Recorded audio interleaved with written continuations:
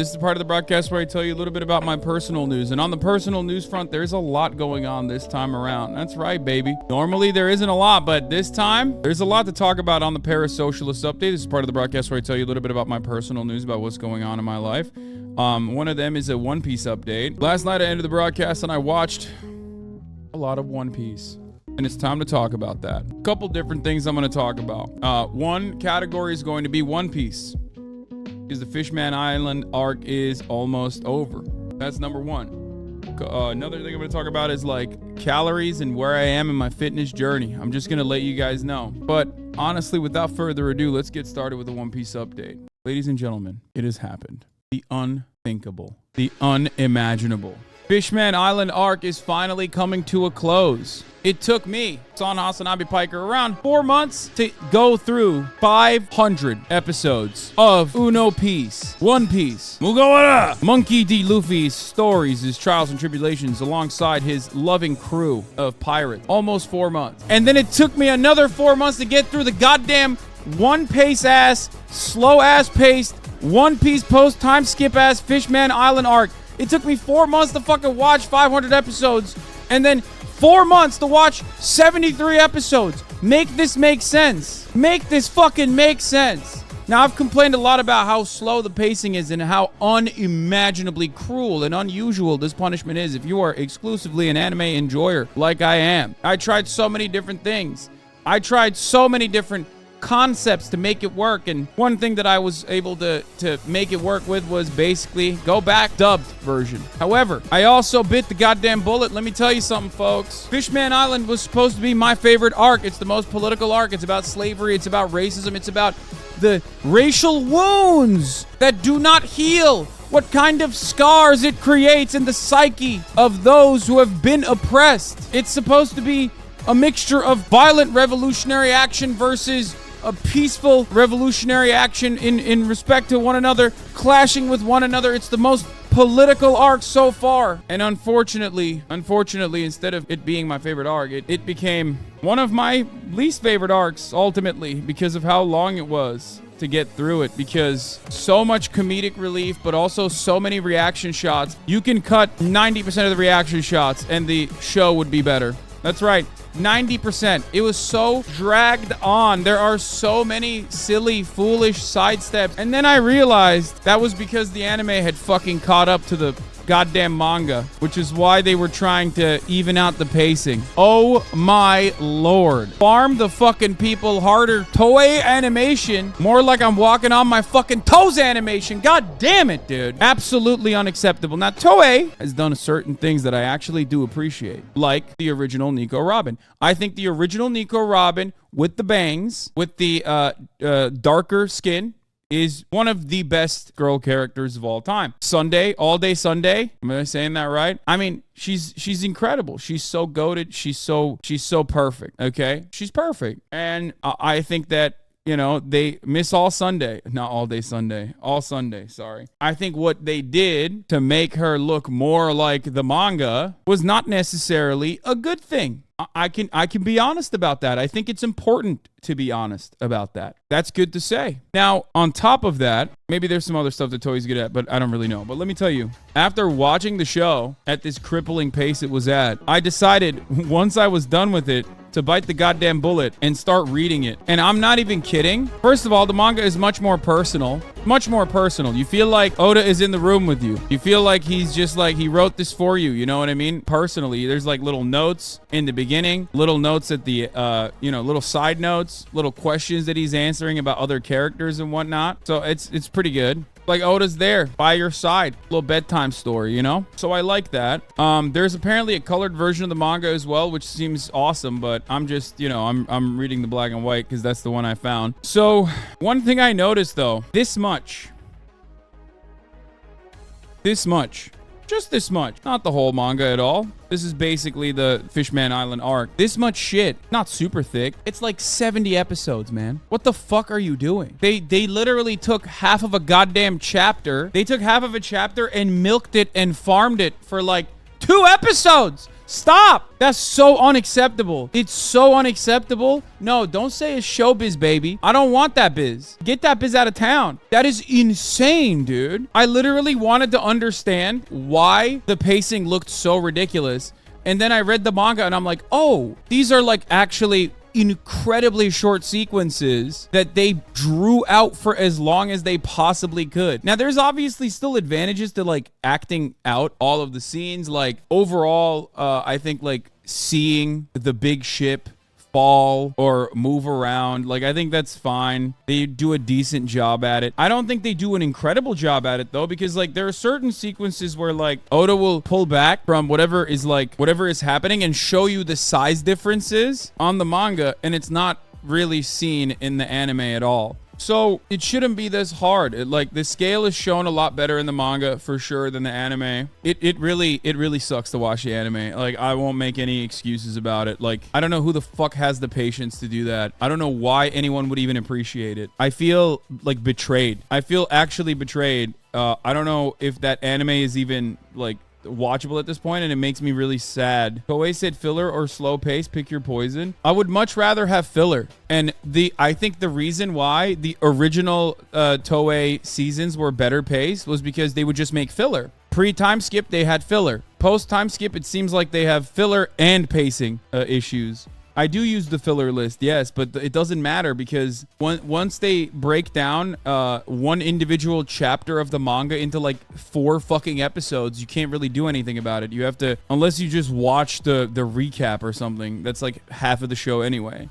I'm just gonna like skim through going forward. I'm basically going to skim through the episodes while I also read, you know what I mean? What else was I gonna say? Oh, my thoughts, my feelings on the matter. Fishman Island as an arc, once again, supposed to be my favorite arc. Not just because of the pacing, but I think the Fishman Island arc, maybe I'll just like give it a read from start to finish again. But it's not that good. It is the most like political arc. It's the most like about racism arc that's out there. It was not as good because Hody is awful. I don't think Hody is a good antagonist. He's still good in comparison to some of the other antagonists that we've seen. For example, he's still better than Thriller Bark's antagonist, right?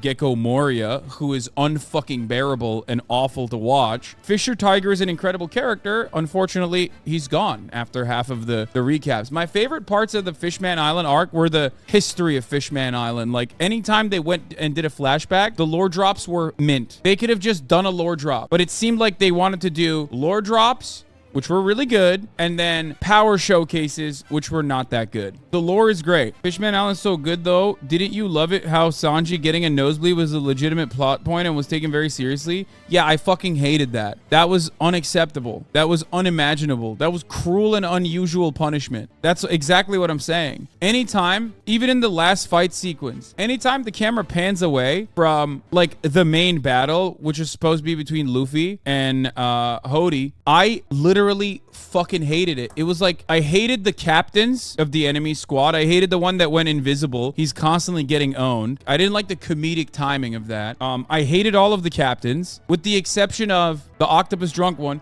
who immediately got fucking owned. He was such a cool enemy. And then Zoro destroys him. And you know, what the fuck? Why didn't you just show us like something more from like an actual good enemy? That part was really frustrating. Yeah, Zoro killed another minority, literally racist, my king. Yeah, the Fishman pirates were, they were just fucking awful. Like, they were not good.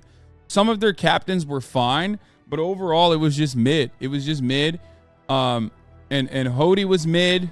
It was just not great. It was not great overall.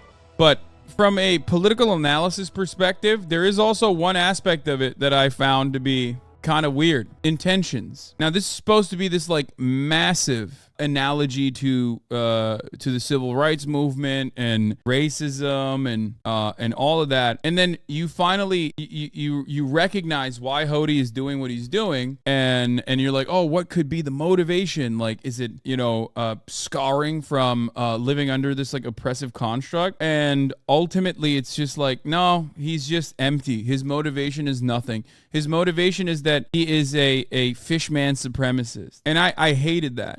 I hated that. You know, I fucking hate evil for the love of evil. You know what I mean? I think that's silly. That's like very Marvel-esque. Skypiea had some issues with that as well, but ultimately his motivation and the twist for his motivation, the big reveal that they basically hype up, like the true face of Hody revealed, and then it's nothing. He's just empty. He's just bad. And the fucking prince is constantly trying to be like, let's get back to zero. Let's get back to zero. Let's get back to zero. It's like, no, you can't do that. You know what I mean? You can't just get back to zero. Like, I wish they did a better job of like, you know, that. I mean, I guess that's just like liberalism at the end of the day. You know what I mean? His most liberal quality is basically the assessment that like you can heal racial wounds by just like getting back to zero and being like, all right, we love humans now. I don't know.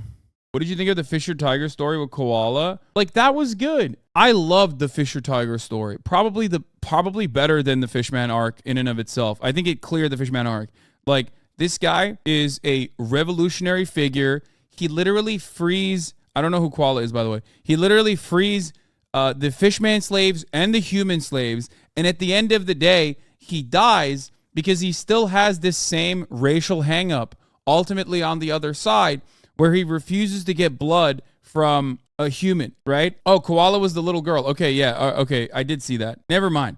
Like, he saves this little slave girl who's a human and brings her back to the humans, and then the fucking Navy utilizes that as an ambush, which, by the way, happens in the real world with, like, ICE in immigration detention centers, which is crazy to think about, but they kind of do that, literally. Like, ICE will set up these immigration detention centers where like immediate family members, if they go and want to get their immediate family member, a child, from this immigration detention center, they'll end up getting apprehended as well. This is something that they used to do in the Trump administration. What happened to Fisher Tiger literally happens in the real world. Anyway, so it's like pure evil.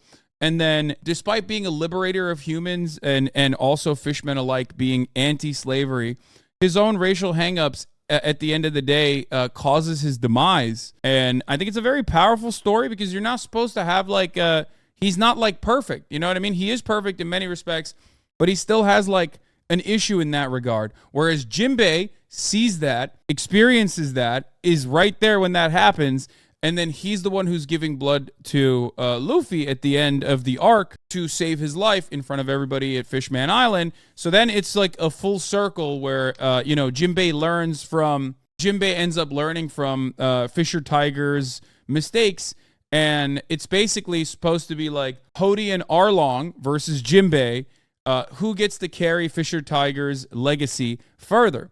And on the one hand, you have Arlong and Hody, who do not understand Fisher Tiger's legacy at all, versus on the other hand, you have Jinbei, who does understand it. And I think that's basically what it is. Regardless, though, I think that it could have been a little bit more powerfully written and shown. I think, like I said, the Hody's motivations really like upset me almost. That was it. That was my assessment. That was my analysis. This is so funny. If you guys want to understand how deep the One Piece lore goes, here, this is a person who did a One Piece Fishman Island is masterful for an hour long, and it's got 200,000 views. Okay? For those of you in the chat who are like, what the fuck are we looking at? I don't really understand. Like, this is how deep that well goes, baby. You understand me? These guys are, I mean, it's crazy. Yeah, that's it. I mean, that's my take on the matter. But overall, I think there were some weak points and there was really strong points in the plot. Fisher Tiger, incredible character, incredible arc. All of the lore dumps were so good.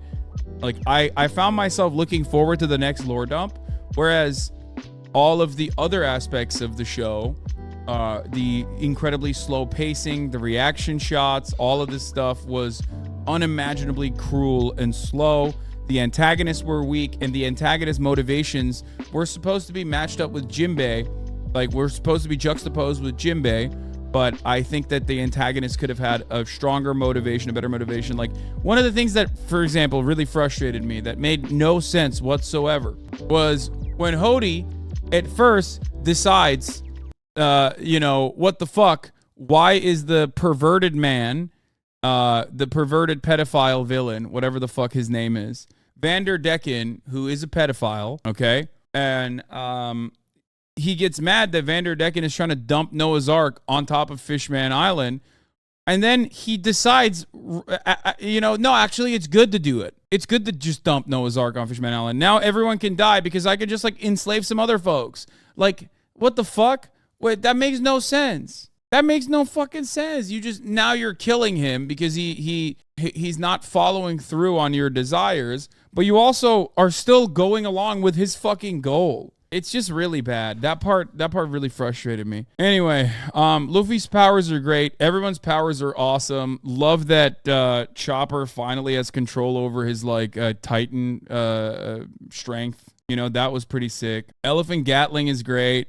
Being able to mix hockey with third gear is pretty cool. Anyway, I like all of that. That stuff is great. This is how much time in minutes you save by watching the modified version of the anime One Piece by Arc. Thriller Bark, 541 minutes. Okay, what about Fishman Island? 454 minutes. Punk Hazard, 530 minutes. Dressrosa, 1,500 minutes. Oh my God. Bro, that's fucking dumb. What the fuck are we doing? I mean, what are we doing? Are we watching anime or is this supposed to be punishment? You know what I mean? Like, I don't appreciate that at all. Rosa is legit Dragon Ball Z levels of Phil. That's unacceptable. That's wholeheartedly unacceptable. Someone needs to do something about Toei Animation and the way that they're operating over there. That's actually crazy. You're fucking milking it, dude. You're milking me at that point, and I don't like it. I don't like being milked like that. I did not consent to being milked this fucking hard. I miss the parasocial part. How are you feeling, Dad? Oh, I forgot to mention how I'm feeling. Couple things on the parasocial update, I guess. Dude, I'm 249 right now. I've gained 5 pounds, basically. At my peak, I was 244. And I just feel like it's so noticeable on my end. Like when I take my shirt off, I don't like it. I need to get back to just really, really hitting my diet hard. How do you deal with wanting to snack all day? I'm a big snacker. I drink a lot of coffee, and also I don't break my fast until later in the day. That's how I deal with it. That's basically how I deal with it. That's it.